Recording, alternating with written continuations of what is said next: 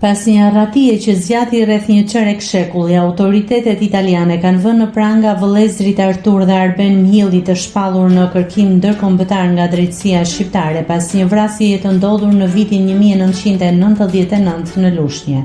Dy vëllezërit ishin dënuar në mungesë në vitin 2001 nga gjykata e Lushnjës me një total prej 32 vitesh burg për vrasjen me paramendim të shtetasit Rezar Metaj. Sipas hetimeve të kohës, krimi u krye në kuadër të aktit hakmarrjeje, pasi në vitin 1997 viktima kishte vrarë vëllain e tyre Sokol Mhilli dhe nuk ishte arrestuar nga organet ligjzbatuese. Pas ngjarjes, Artur dhe Arben Mhilli u larguan drejt Italisë ku jetuan për vite me identitete të rreme, përkatësisht si Artur Davidi dhe Arben Gjermeni. Ata kishin arritur të siguronin edhe dokumente të rregullta qëndrimi në shtetin fqin.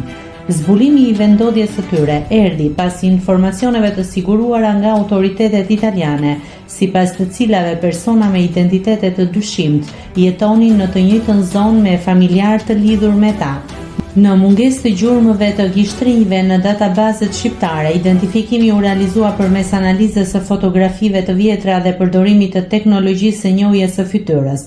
Krahasimi i tipareve fizike mes imazheve të mëparshme dhe atyre të siguruara nga pala italiane konfirmoi se bëhej fjalë për dy vëllezërit e kërkuar prej vitesh.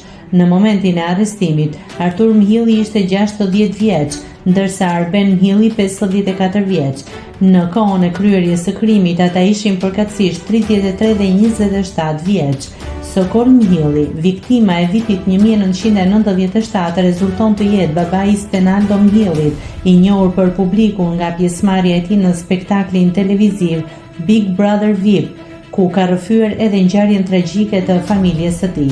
Aktualisht, autoritetet shqiptare dhe ato italiane janë në bashkëpunim për përfundimin e procedurave të ekstradimit të Artur dhe Arben Mhilli drejt Shqipërisë, ku pritet të vuajnë dënimin e dhënë nga gjykata. Nëse klikoni mbi butonin subscribe, do t'ju shfaqen të gjitha publikimet tona. Ju ftoj t'i bëni subscribe kanalit, të pëlqeni videot dhe të lini komentin tuaj.